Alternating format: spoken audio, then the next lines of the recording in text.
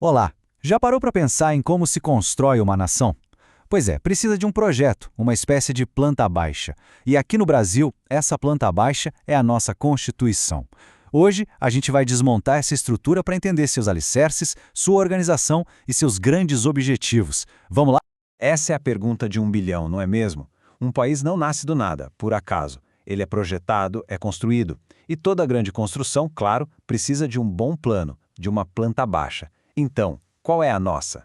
É essa aqui o grande projeto do Brasil, a Constituição de 1988. Dá para pensar nela como o manual de instruções da nação. É ela que define tudo, desde os nossos valores mais básicos até como o poder deve ser organizado. É o ponto de partida para todo o resto.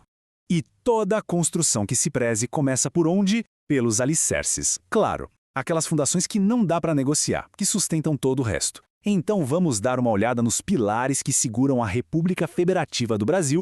Olha só, a Constituição já bota as cartas na mesa logo no seu primeiro artigo.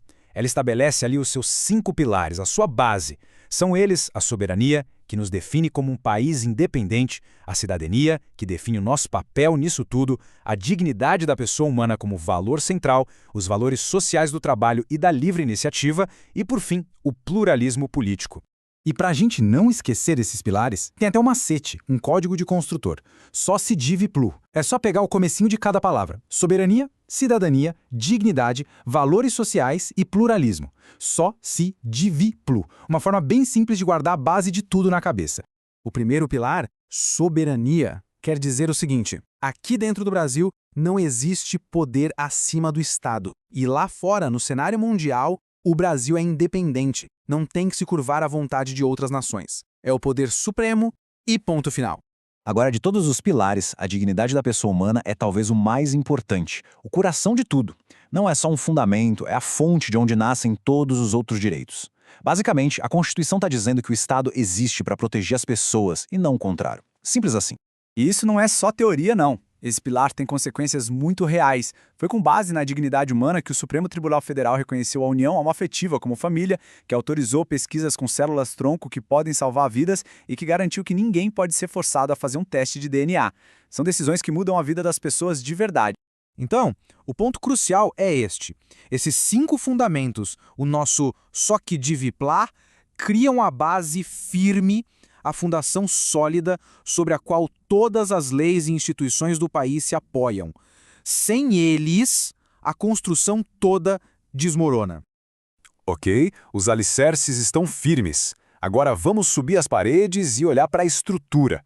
Como é que a Constituição desenha a distribuição do poder para que esse nosso prédio não só fique de pé, mas também funcione de um jeito equilibrado?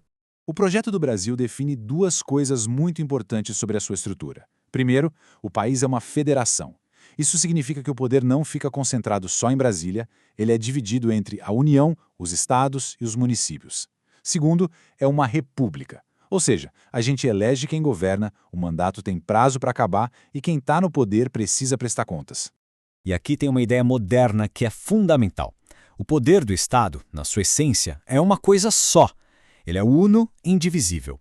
Mas aí surge a questão: como a gente evita que esse poder todo se concentre e vire autoritarismo? A solução é muito engenhosa. Não se divide o poder em si, mas as funções dele. O poder legislativo cria as leis, o executivo administra o país e aplica essas leis, e o judiciário está lá para resolver os conflitos. A grande sacada é que eles são independentes, mas foram feitos para trabalhar em harmonia. E para garantir essa harmonia, a Constituição cria um mecanismo genial, o sistema de freios e contrapesos. Pensa num cabo de guerra que está sempre equilibrado. Cada poder tem ferramentas para fiscalizar e limitar os outros. O Congresso pode derrubar um veto do presidente, que, por sua vez, pode vetar uma lei. E o Judiciário pode anular atos dos dois se forem contra a Constituição. É esse jogo que mantém a estrutura toda em equilíbrio. Bom, já temos a fundação e a estrutura, mas toda construção tem um propósito, né? Uma missão. Quais são os grandes objetivos que o projeto chamado Brasil deve buscar? A missão do Brasil pode ser resumida em 4 verbos de ação. 4 metas bem claras: construir, garantir, erradicar e promover. E veja bem, não são só palavras bonitas, não. São como ordens, são as diretrizes que devem guiar todas as ações do Estado. E, claro, a missão também tem o seu código, CONGA-ERRA-PRO. É só lembrar dos verbos para não esquecer que o objetivo é sempre construir, garantir, erradicar e promover. Vamos ver um exemplo prático do objetivo de promover o bem de todos. Políticas como as cotas nas universidades são ações afirmativas que buscam exatamente isso: reduzir desigualdades históricas e ajudar a construir uma sociedade mais justa. É a missão saindo do papel e se tornando realidade. Para terminar, o nosso projeto não existe numa ilha deserta. Ele precisa interagir com outras construções, com outros países.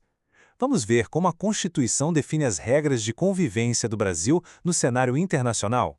Lá fora, no cenário mundial, a Constituição desenha uma política de boa vizinhança. Os princípios são claros: defender a paz, resolver conflitos na base da conversa, sem violência e não se meter na casa dos outros. E, acima de tudo, um compromisso forte com a defesa dos direitos humanos, com a autodeterminação dos povos e o repúdio total ao terrorismo e ao racismo. É a nossa etiqueta internacional. E o nosso projeto tem também uma ambição regional, um foco especial: construir pontes com os nossos vizinhos da América Latina. A Constituição nos dá a missão de buscar a integração, de formar uma grande comunidade de nações aqui no continente. Bom, chegamos ao final da nossa análise e a grande conclusão, eu acho, é esta. A Constituição não é um monumento parado no tempo, um documento antigo pegando poeira. Ela é um projeto vivo, uma obra que está sempre em construção, sendo melhorada e adaptada a cada dia que passa. O que nos leva a uma última pergunta, para ficar no ar. Se o Brasil é um projeto em constante construção e a Constituição é a planta baixa, qual é o papel de cada pessoa? Qual é o nosso papel nesta imensa obra?